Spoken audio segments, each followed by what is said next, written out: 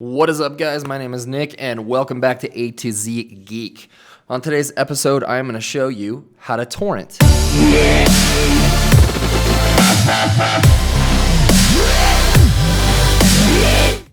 Now, before we get started, I want to let you know that I do not condone piracy, nor do I condone copyright infringement. So today you will not learn how to download free software. You will learn how to use torrenting in a legal way. Obviously, the ways I'm showing you how to do torrenting in this video, you can apply that to an illegal way of doing things, but I just wanted to let you know I don't condone that in any way, shape, or form. This video is for educational purposes only. So now that I got that boring stuff out of the way, let's talk about torrenting. So the first thing you need to do is determine what kind of computer you are on. Are you on a Macintosh or are you on a PC? For the purpose of this video today, I'm going to be recording on my Mac. So second thing you're going to need is a client, a torrent client. So on a Mac, there are several. First one being uTorrent, which is the one that I use. Doesn't necessarily mean it's better, it's just the one I particularly use. Transmission, this is the one I found, at least on the internet, to be the most popular amongst people who torrent. However, I've had some issues with it in the past, so I chose not to use it. And the third being BitTorrent. There are more than just these three, but these are the three top performers, the ones that I recommend. So now that you've determined what kind of computer you have and what client you're going to use, for this purpose, I'm just going to use uTorrent. You're going to go to the website. I'll leave links to in the description for all three of these programs. You can decide which one you want to use. But once you decide, go to the website and click on download. So when this pops up, it's going to request for you to hit save. So you're going to go ahead and save. For this purpose, I'm going to go ahead and put this in my downloads folder. Hit OK. And it should already be downloading. So what you're going to be prompted with is a disk image. This is going to pop up here. And here it is right here. So all you need to do at this point is go ahead and drag this to your applications folder. I already have one in there that's already set up, so I'm going to go ahead and stop this and skip that step. Trust me, if you don't know how to drag things to the application folder, then this probably isn't the tutorial for you. So now that you have the program, it's going to look like this. It's only going to take a few minutes for you to download it and install it. So this should be exactly how you see it. As you can see on the left-hand side here, you have all kind of different categories, and let me just quickly go through these. The first one is all, so that's going to show any and all connectivity and download, upload, everything that you're using at the moment. Downloading are ones that are just downloading. So if you're seeding, which actually means uploading to whatever site you're sharing with, a lot of the sites will require a certain amount or a certain percentage of uploading to downloading. If you're just downloading, that is considered leeching, which basically means that you're taking software without giving something back. Seeding kind of actually helps other people to download that item. So the more people that are leeching, the quicker everyone else can download the file. So it is beneficial.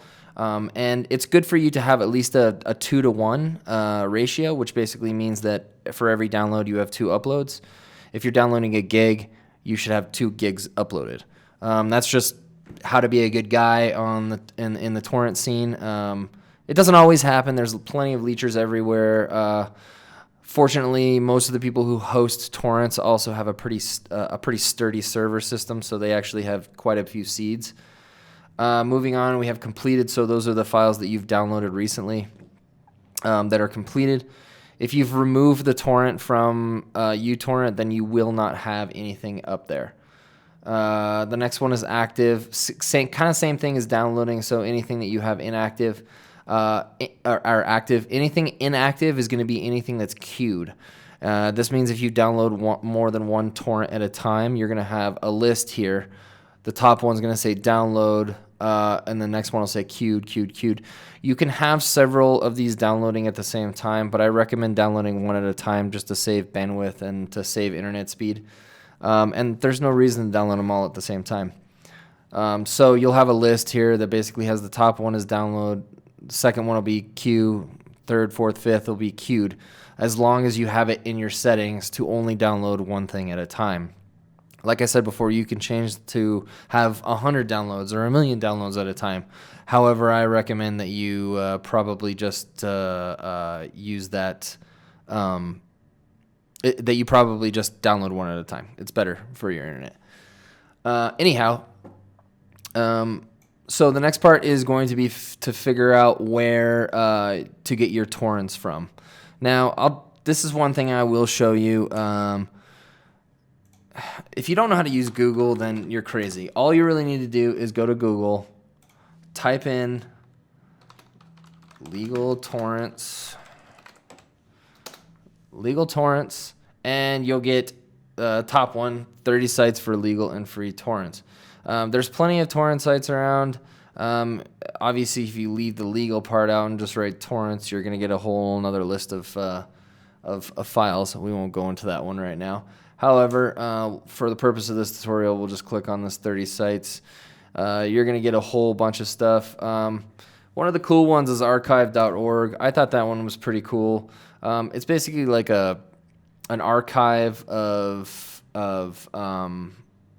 everything, like websites, videos, ebooks, images, audio, everything. So this is kind of what I found the other day. So every site's going to have a different way of downloading files, but for the purpose of this, I'll kind of show you how to do it this way. So let's just click on Audio Archive, and I'm actually uploading a video right now, so it's my internet's a little slow. Let's just click on Live Music Archive, and it really doesn't matter what you click on. Disco Biscuits sounds like a good one. Don't know if I've ever heard of them before, but hey, maybe that's me. So at this point, you'll be left with all of these audio files here. These are all apparently live files. You click on one, it'll take you directly to the actual recording. You can actually play it now if you'd like. I don't know if you guys can hear that or not, but it's playing. So if you want to go ahead and torrent this, what you're going to do is you're going to scroll down.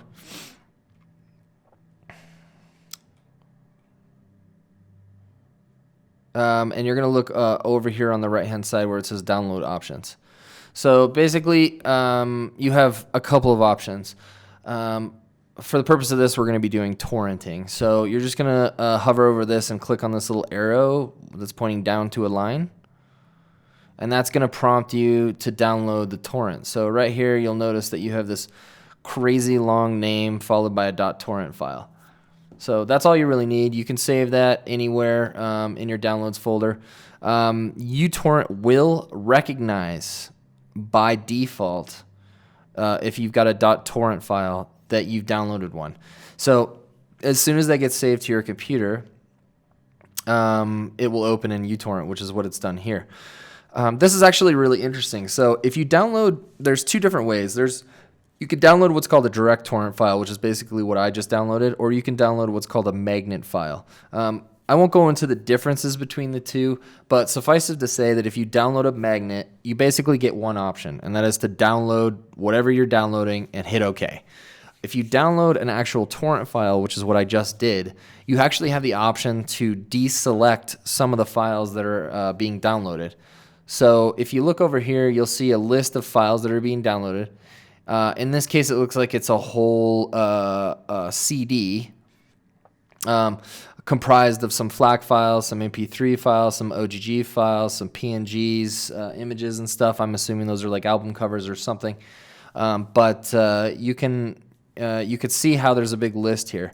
Now, if you downloaded the one that we just did, you can actually deselect these ones. So if there's ones that you don't want to download or you already have or something, you can deselect those.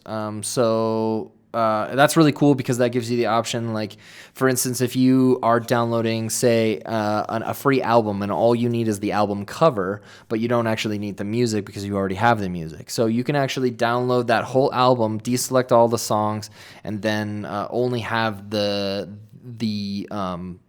the cover selected and then download it. It takes seconds.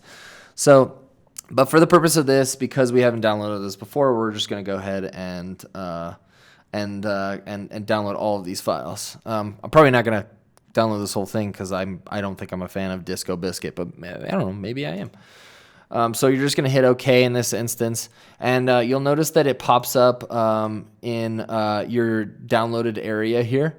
The arrows will change colors depending on how fast you're downloading. So if you've got a really clean system and it's downloading really quickly, you'll get a blue one or a red one. For instance, right now my download speeds are really weak, probably because I'm uploading a YouTube video.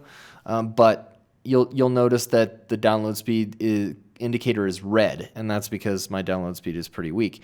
Now it's picking up, so eventually it will change colors. Sometimes it doesn't, sometimes it does. It really doesn't make any difference.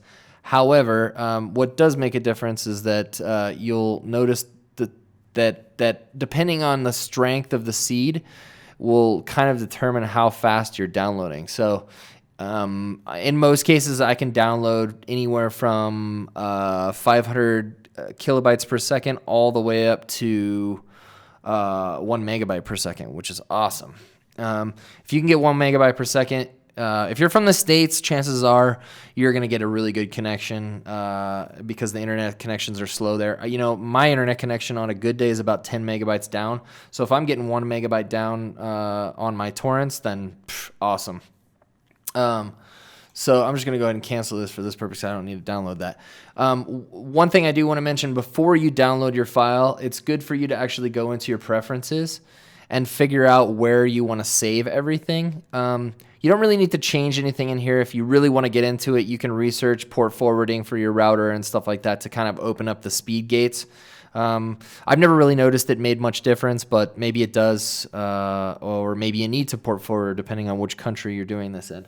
However, what you do need to do is you need to update your directories. So you need to make sure that your directories are in here. By default, I believe they're set to nothing, really, which is actually kind of weird because I think you can actually download something and it just disappears. It downloads the whole thing. It will take just as long as it would normally, but it won't put it anywhere, so you can never find it. So then the first thing you need to do before you download anything is to make sure that you have your directory set. There might be a default one. They might have changed that. I've had my directory set up for years, so I don't know how they're doing it now. However, you just want to check these two right here, and don't. Basically, you can have a temp file and you can have a completed file. So basically, you have one that's like downloading the file, so it's not completely downloaded yet, and then you have one that it moves the file to once it's completely downloaded. I don't know why you would ever make this a different folder, but you know, maybe someone can find a use for it, and let me know what you use it for in the comments. But other than that, basically, I have it set for the same directory, my torrent downloads. And that's pretty much it. You basically just download that, and then when you go to your torrent directory, it'll be in there. And depending on what it is, you just need to download the appropriate program.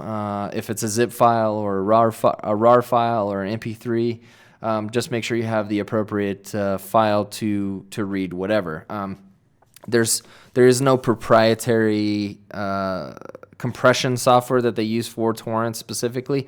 You usually will download like the folder itself, or like I said, the zip file or MP3 or everything will kind of be already there. So don't worry about needing any other software besides the client and a website to get your torrents from.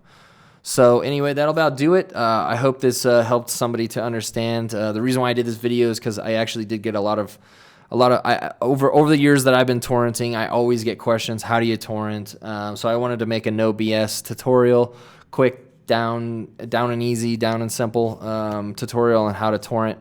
And this was it. So if you have any comments or concerns or suggestions on how I can make my videos better, go ahead and leave them in the comments below. If you haven't done so already, please remember to subscribe, and also make sure to hit the like button so that I can continue to make videos just like this one. And I will check you guys on the next video. Peace.